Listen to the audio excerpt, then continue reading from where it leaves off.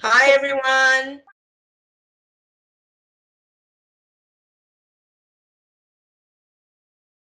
So I was very coordinated with when I used the Bullocks when I had help.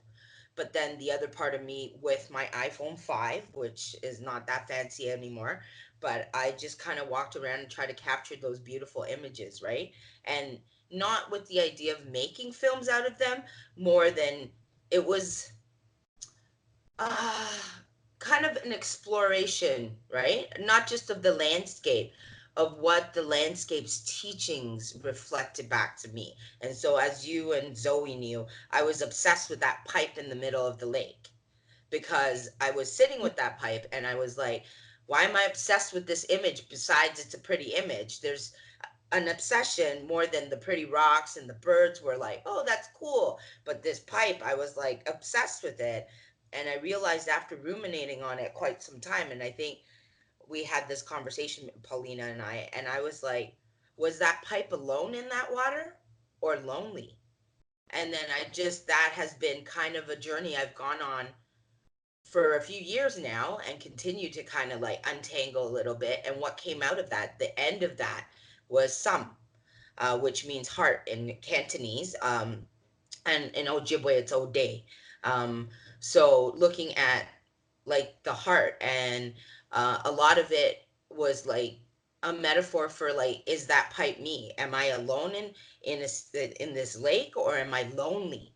And then understanding the kind of nuance of loneliness versus being solitude, and how like it's very different feelings. But it took me a while to untangle because I had so much going on in my life.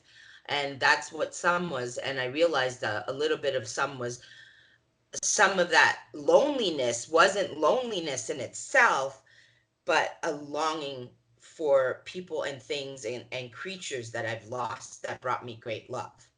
So I think what Sight and Cycle started and has become a big part of my practice, especially when you watch the other films that aren't Celebration of Darkness and Rising.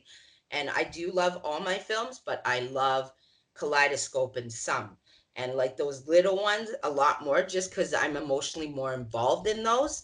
Um, and like physically, like Kaleidoscope, we physically, like all that tinting and toning and all that developer bath, like it's like it's like a baby and you make it, as opposed to with digital you don't have that relationship as much.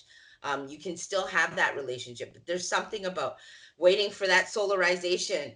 Ooh, did it work? Oh my god, is it gonna look like crap? Oh my god, it's smashing, right? Like that whole process of like, I'm so worried I didn't capture it, right? I find it very exhilarating in a way, right?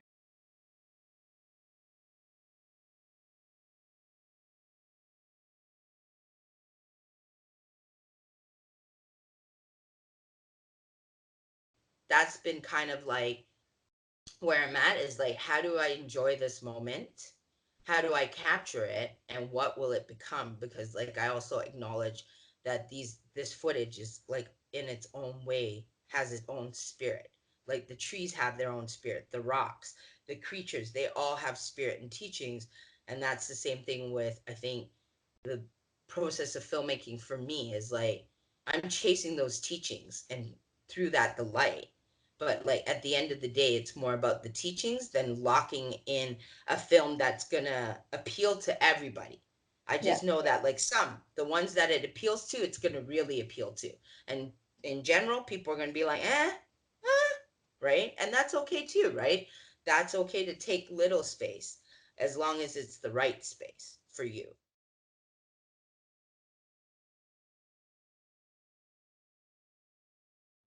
I'm curating, and going to be in my first exhibit that I'm curating in March with Tangled Right. Festival. Finally, all these years, finally get into Tangled. Yes, yes, and Images as well. So they're doing a partnership with Images, Charles Street Video, and Tangled to do this exhibit that I'm curating. And I was like, well, what themes do I naturally explore? And so we landed on the theme of four elements. And so I decided to take on the element of water. I've been collecting water footage. There was that day I collected foggy water, right? Like there was like a foggy water. There was a day I collected the sunset and sunrise, and like I just kind of had this rumination with water.